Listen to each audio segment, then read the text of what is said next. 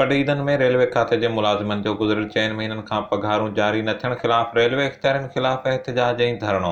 पटीदन में रेलवे खाते जे कचनि मुलाज़िमनि बहराम ख़ान, आसिफ अली, जावेद अदिल आशारी, मोहम्मद असलम अली अकबर कल्होड़ो ऐं ॿियनि रेलवे फाटक खां प्लेटफार्म ताईं एहतिजाजी मुज़ाहिरो करे इंतिज़ामिया ख़िलाफ़ नारेबाज़ी कई। इन मौक़े ते एहतिजाज कंदड़ मुलाज़िमनि ताईंदे चयो त खेनि गुज़िरियल 4 महीननि खां पघारूं नाहिनि मिलियूं, जंहिं जे करे संदनि घरनि में फाका कशी वारी सूरतहाल पैदा थी पई आहे ऐं रोज़गार हूंदे बि संदनि बचा बुख ते वेठल आहिनि। हुननि इल्ज़ाम हणंदे चयो त रेलवे खाते जे बाला आफ़ीसरनि खाते में कमु कंदड़ 300 खां वधीक कचनि मुलाज़िमनि जूं पघारूं बंदि करे खेनि ख़ुदकशियूं करण ते मजबूर करे छॾियो आहे। मुलाज़िमनि चयो त जेसिताईं पघारूं जारी न कयूं वेयूं, ओसी ताईं संदनि एहतिजाज जारी रहंदो। मुलाज़िमनि जे एहतिजाज बैदि रेलवे सखर जो डीएस असगर अली भुट्टो पटीदन पहुची मुलाज़िमनि सां ॻाल्हियूं कयूं ऐं 2 ॾींहनि अंदरि खेनि हिकु पघार खाराइण जी ख़ातिरी कराए बाक़ी रहियल पघारूं बि जल्द जारी कराइण जो वाइदो कयो, जंहिं बाद मुलाज़िमनि एहतिजाज ख़तमु करे छॾियो। Manzoor Ali Wasswano, Kawish digital media reporting team, पटीदन।